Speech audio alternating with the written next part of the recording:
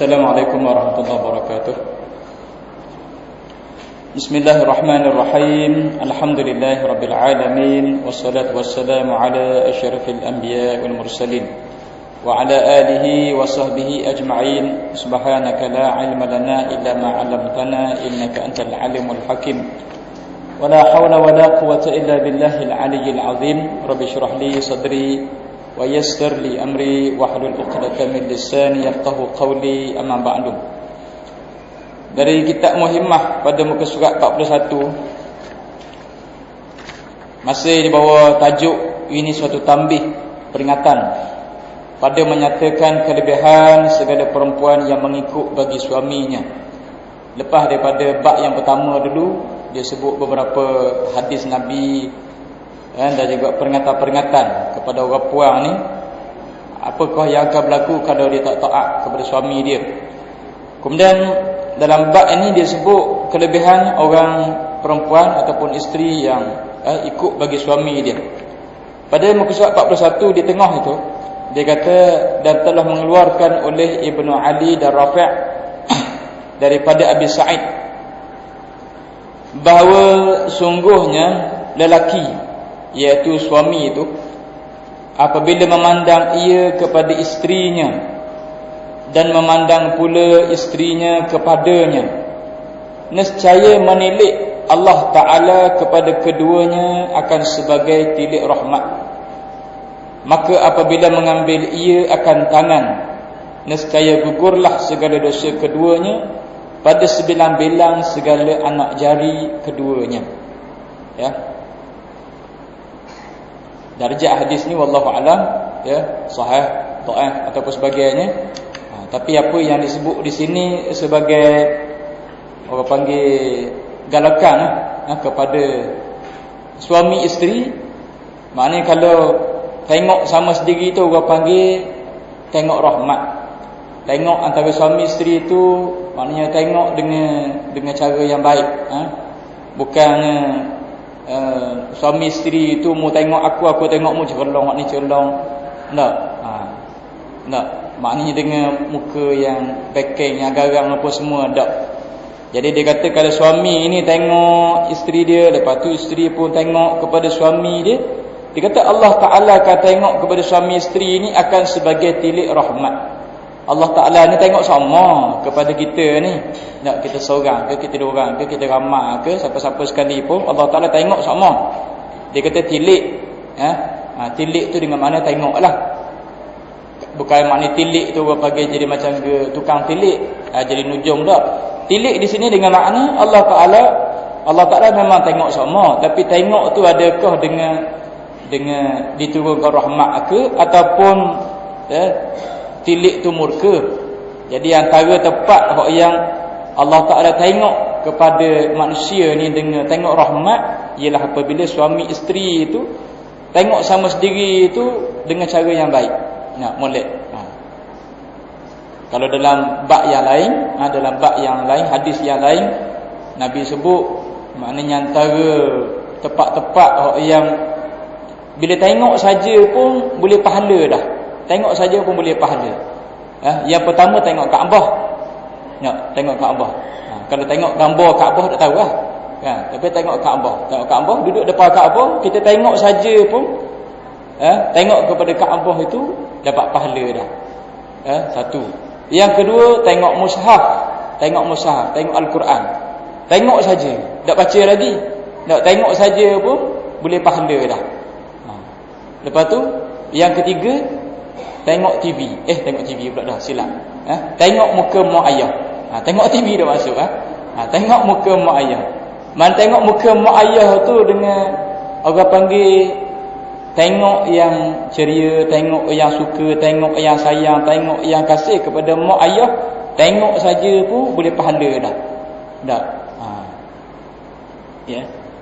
Hak tu hak yang asal, Ada pun apabila berlaku begitu begini antara mak ayah dengan anak apa semua tu, hak tu kita kata hak lepas daripada itulah. Adalah benda-benda yang berlaku tu dalam rumah tangga kan.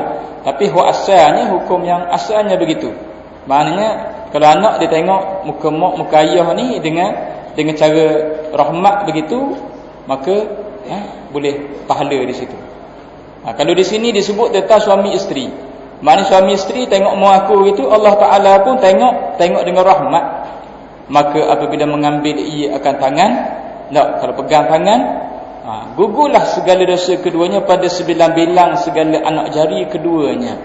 9 bilang anak jari pun ada berapa waktu 10, waktu ni 10 jadi jadi 20. Kecuali kalau anak jari itu banyak, lain banyak sikit. Dan maknanya hak ni 10, waktu 10. Ini kalau maknanya antara suami isteri. Ini galakan apa namanya? Namanya sebagai galakan dan juga semangat kepada makna bagi orang lelaki dan bagi orang perempuan ni dalam rumah tangga tu biar jadi baik. Biar jadi baik, biar jadi molek. Jangan jadi macam kita baca surat khabar hari ni. Tak. Apa surat khabar hari ni? Tak baca. Suami dia kononnya kerana mendengar suara syaitan ke jin ke benda. Lepas tu apa dia buat? Toreh kemaluan isteri dia. Orang toreh pokok getah. Dia pergi toreh kemaluan isteri dia. Pasal apa? Konon-konon kerana dengar suara. Ya ke tak tahu tak. Tapi kalau dengar suara pun, jin ke syaitan ke siapa hok suruh sekali pun, siapa yang suruh ikut suara tu? Hok yang buat ni ialah tangan kita juga. Kalau dia kata dia dengar suara, dah lepas tu tangan ni siapa yang buat? Dia juga. Tu suami yang tawih kemaluan isteri. Hok baru ni kisah apa? Dalam beberapa hari yang lepas, hok suami belasah isteri tu siapa mati kan? Kes dia kerana bini dia tu cakap dengan orang lelaki lain. Yang marah guna tahu. Orang puan dia cakap dengan orang lelaki lain, anak dia kabur ke guna. Patutnya belasah tu siapa mati. Maknanya hidup berumah tangga ni tujuan dia nak bunuh mengaku. Berat lah gitu. Kita kata dak. Maksud asal rumah tangga ni untuk perkara yang baik, untuk perkara yang molek. Kalau kita kata masalah rumah tangga kan berselisih faham ataupun bercerai ke begitu itu adab biasalah. Tapi kalau siapa pergi toreh, siapa pergi belasah siapa mati, itu bukan dia. Itu bukan makna cara yang sebenar. Baik. Dan telah mengeluarkan oleh Tayalisi bermula hak suami atas isterinya itu, hak suami atas isteri. Maknanya hak tu menjadi milik kepunyaan bagi suami. Atas isteri artinya tanggungjawab isteri lah. Bahawa jangan menegahkan ia akan dirinya. Jangan tegah ia akan dirinya. Maknanya kalau suami itu ajak, kena ikut lah. Suami itu berhajat kepada kita, jadi tak boleh halang lah. Kecuali kalau masa mari haid misalnya, haid nifas apa semua, tu kena letaklah lebar, no entry masa tu. Tapi kalau masa biasa tak boleh nak halang, tak boleh nak halang. Dan jikalau ada ia isterinya itu di atas belakang pelapik unta sekalipun. Belakang pelapik unta. Ni zaman dulu naik unta lah. Naik unta. Dah belakang pelapik unta tu maksud dia benda. Dulu belakang unta tu kalau dalam bahasa Arab dia panggil haudaj. Haudaj ni makna kalau bahasa Melayu lama segeduk. Segeduk tu maknanya belakang unta dia ada buat macam rumah gitu, macam kayu apa semua. Kan kalau kita tengok cerita-cerita lama tu, hak macam Aisyah, kisah Datina Aisyah tu, yang dia terjatuh, kalung dia terjatuh, gelang dia ke tepi rata dia tu. Lepas tu sahabat-sahabat ingat ke Aisyah ni naik dah atas belakang unta tu, sebab masa tu tubuh Aisyah masa tu ringan. Tubuh Aisyah masa tu ringan. Jadi orang ingat ke Aisyah masuk dah dalam segeduk belakang unta ni, dia pun bawa lah. Tu dia panggil belakang pelapik unta. Maknanya untuk orang duduk belakang unta ni kan, dia ada macam tu. Maknanya kalau takdirnya ada ke jenis suami sampai gitu malam ni, atas belakang pelapik unta, duduk tengah naik unta pun rasa nak ke bini dia. Tak ada pesan gitu kan. Tak ada. Ini orang panggil dari segi sekali pun tu dari segi mubalaghah. Tu hak zaman dulu tu. Kalau zaman dah ni kereta lah. Tak. Kalau motosikal, atas motosikal tak menasabah sangat ada. Motosikal tu dah lah bunyi gek. Lepas tu nak. Ni rasa nak masa tu pula motor dah gek dah. Sabar dah dulu rumah dekat tu je nanti lah. Tak sampai dengan motor sekejap lagi situ tak apa lah. Ya, betul motosikal tu molek-molek apa semua. Ini maknanya fardu takdirnya begitu. Dah kalau hak dalam kereta, masalahnya hak dalam kereta ni dia tak jadi dengan suami isteri tak jadi dalam kereta pula. Dia jadi dengan orang lain. Kan? Tengok kereta sadar situ. Kalau dekat Kuala Lumpur tu ada tempat-tempat dia tertentu. Ya, kawasan ni orang tahu dah. Kalau malam minggu nampak kereta birai tu bukan kereta kosong tu, ada orang dalam. Ada orang dalam tu apa dia? Tidur, bukan tidur saja tak. Tak. Tidur berisi nama dia. Ya, bukannya tidur kosong, tidur saja tak. Dia buat kerja dalam kereta. Tapi itu mana tu? Itu kita kata dengan cara yang haram. Ya. Paling komang pun orang panggil rengang-rengang nama dia. Ya, kan hok dalam surat khabar dulu ada dia kata dekat stadium tu lah, stadium hok utuh di Kuala Terengganu tu. Lelaki awal 40-an dengan anak dara umur awal 20-an. Pelajar college. Ya. Bila diserbu situ tengok nak budak tua tu pun pakai t-shirt tak ada lengan gitu gini apa semua. Ya, rupa-rupanya dia. Dia panggil rengang-rengang nama dia. Tak, bukan minuman rengang tak. Ya. Ni dia panggil itu antara benda yang haram, hak ni dia nak bawa makna mubalaghah. Artinya kalau suami nak kepada kita ni, kepada isteri tak boleh halang. Tak boleh halang. Dan kalau darat letih ustaz kan, darat letih. Nak khabar dengan cara yang baik. Kalau suami faham, kalau suami faham tak apa.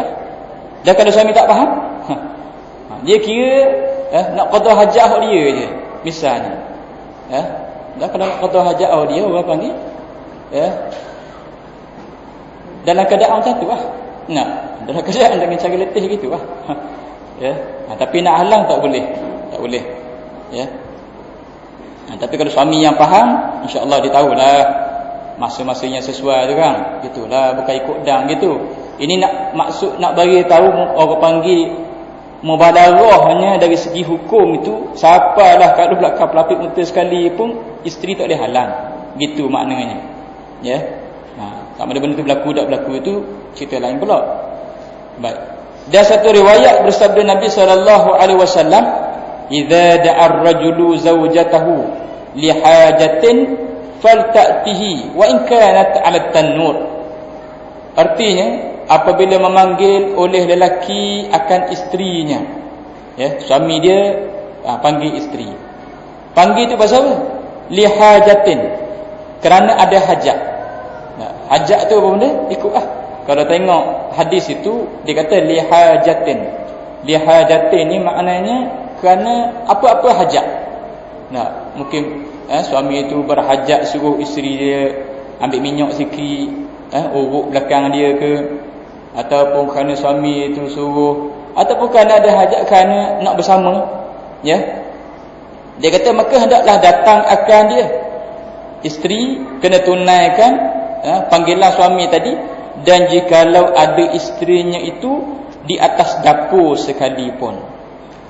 Bukan duduk atas puyuk, duduk dalam kuali dah. Dia di atas dapur tu maknanya alat tanur ni. Kalau bahasa Arab, tanur ni zaman dulu kalau kita pergi negara Arab tu, hok tempat bakar roti kan. Hok tempat bakar roti tu macam roti payang tu kan. Sekarang ni dia guna payang tak. Tapi kalau kat negara Arab, hok jenis bakar roti ni kan dia macam separuh bulat tu. Separuh bulat, ya. Hok roti gandum ni, hok besar ni, lepas tu dimasukkan dalam dapur jenis gitu. Dapur gitu. Maknanya dalam tu dengan bara api, dengan api semua. Lepas tu bakar roti dengan cara macam tu kan zaman dulu. Ya, lepas tu dia hulur dia punya galah dia tu. Lepas tu buat tarik. Orang biasa pergi negara Arab, pernah pergi negara Arab, tahulah. Betul tu. Maknanya dia kurang macam tu lah. Orang panggil maknanya duduk dapur sekali pun, kalau suami panggil, dah bau belacang, bau bawang, bau ikan goreng, bau ikan kering ni guna tak? Dah dipanggil tu dia tahu bau dia guna. Tak, dia tahu dah memang bau gitu. Tapi kerana ada hajat, ada sesuatu hajat, maka kita tunaikanlah hajat suami tu. Tapi macam kita kata tadi, kalau suami yang faham, suami yang reti, kalau tengok isteri tu duduk tengah koyak bawang, biarlah dia pergi koyak bawang dia tu. Kalau dia masak, masaklah kan. Ni maknanya khabar jenis suami hak dah lalu lah ni.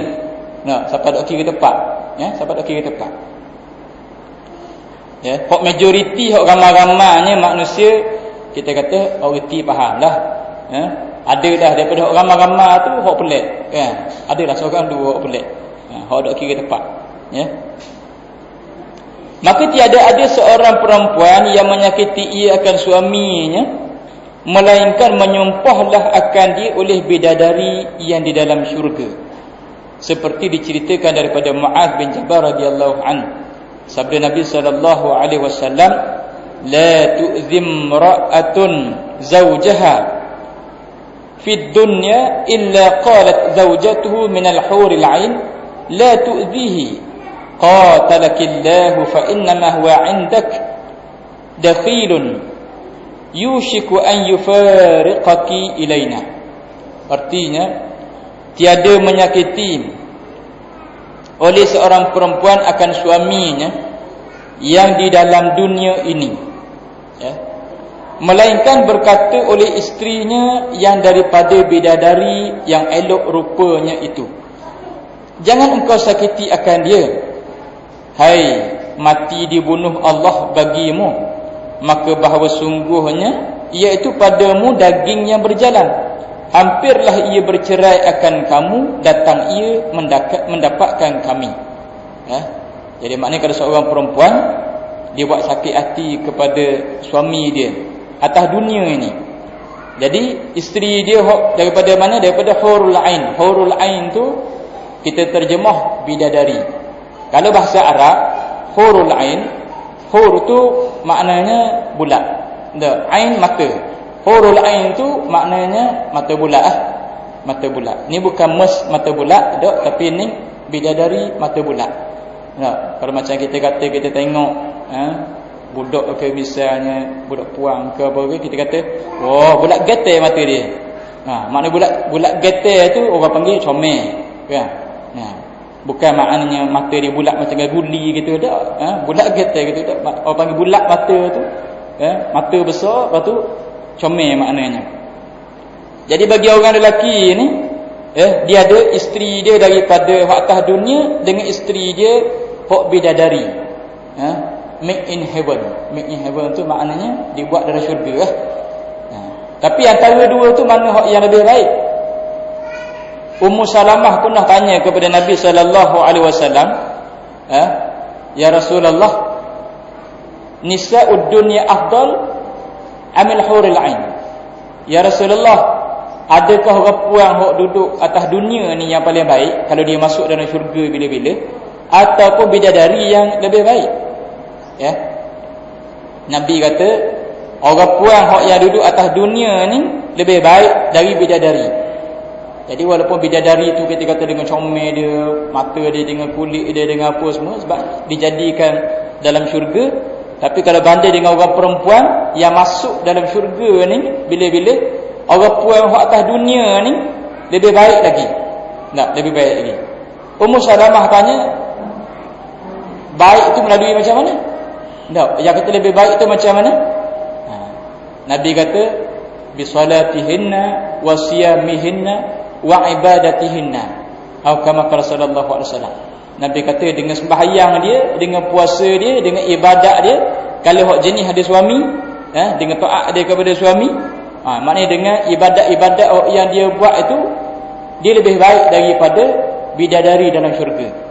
Sebab bidadari dalam syurga tu tak ada ibadat benda-benda. Cuma jadi itu dari dalam syurga. Tapi yang atas dunia ni, ya, dia jadi lebih baik dengan taat dia kepada Allah Ta'ala, ataupun kalau hak dia suami itu kepada suami dia. Itu lebih baik. Dan masa tu tak ada benda-benda hak keji-keji, kotor-kotor ni tak ada. Haid tak ada, nifas tak ada, ya, tahid tak ada, kencing tak ada, peluh tak ada, ya, hingus tak ada, daki tak ada. Mana semua benda hak yang najis, hak yang keji, hak kita rasa jelek, hak kita rasa hak dah molek atas dunia ni, masuk dalam syurga bila-bila tak ada belaka. Jadi itulah lebih baik lagi, ya. Jadi bila seorang isteri itu dia buat sakit hati kepada suami dia, jadi isteri dia daripada hak bidadari tu kata mana, mu jangan buat sakit hatilah ke dia. Tak. Lepas tu, ya, qatalakillah, hai mati dibunuh Allah bagimu tu, macam orang panggil macam doa lah. Maknanya hak mu buat tu, ya, tak molek. Tak molek. Sebab yang ada kepadamu ni dia panggil daging yang berjalan. Daging yang berjalan ni maksudnya suami kita tu lah. Tak, suami kita tu kalau dia mati kat gigi, bila dia mati maknanya dia bercerai lah dengan kita ni, orang panggil bercerai mati lah kan nama dia. Makna pisah lah maksud dia. Bila pisah tu, lepas tu yang akan tunggunya ialah bidadari dalam syurga. Jadi maknanya hak atas dunia ni dah sawak jahat lah kepada suami. Itu maksud dia. Dan telah mengeluarkan oleh Tabrani, bermula perempuan itu tiada menunaikan ia akan hak Allah Ta'ala, ya, sembahyang, puasa, itu hak Allah Ta'ala, hingga mendatangkan ia akan hak suaminya sekalian. Hak suami itu benda, iaitu mestilah didengar, ditaati. Dan jikalau menghendaki ia akan dia, maknanya suami nak kepada isteri, dan pada halnya di atas belakang pelapik unta, janganlah meneguhkan ia akan dirinya. Jadi maksudnya orang perempuan itu, dia kata bila suami itu nak ke dia, lepas tu dia berilah suruh dia. Dalam hadis yang lain, dalam hadis Muslim disebut, kalau orang lelaki, kalau bagi orang lelaki ni, bagi suami, kalau dia berjalan misalnya, dia tengok tengah jalan tu, tepi jalan ke kat mana-mana, orang perempuan dia rasa nak, misalnya dia mari rasa nak kepada orang perempuan itu, ya, Nabi kata bagi suami ini, kamu pergilah mendapatkan isterimu dan kamu tunaikanlah hajatmu itu. Itu maknanya cara dia. Jadi tak berlakulah zina, tak berlakulah benda-benda yang lain, ya.